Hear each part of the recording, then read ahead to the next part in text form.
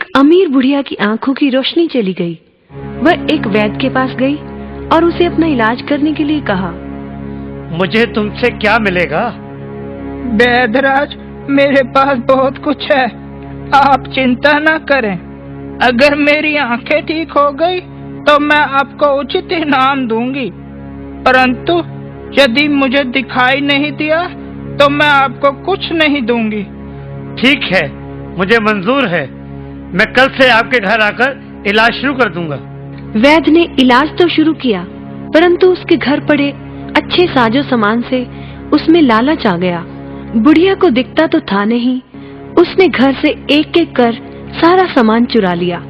अब तो उसने बुढ़िया के घर जाना ही छोड़ दिया था, परंतु भगवान के घर देर है अंधेर नहीं। अचानक बुढ़िया की आंखें एक दिन ठीक हो गईं।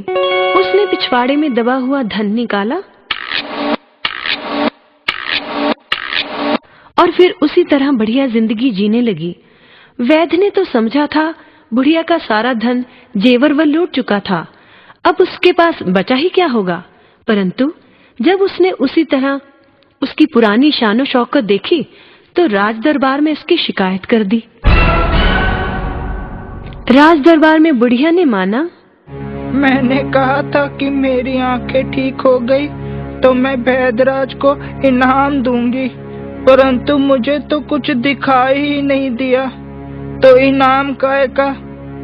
परंतु महाराज, आप ही कहें, जब मैंने आंखें खोई तो मेरा घर फर्नीचर और साज सज्जा के सामान से अटा पड़ा था, परंतु जब मेरी आंखें ठीक हुई तो मुझे मेरे घर में कुछ भी नहीं दिखा।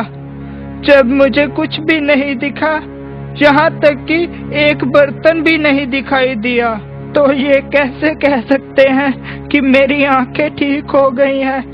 अगर ठीक हो गई हैं तो मेरा सारा सामान कहाँ है? राजा ने बुढ़िया को छोड़ दिया और वैद्यराज से उसका सारा सामान लौटाने का हुक्म दिया। बच्चों, इस कहानी से हमें यही शिक्षा मिलती है, जैसे को तैसा ही मिलना चाहिए।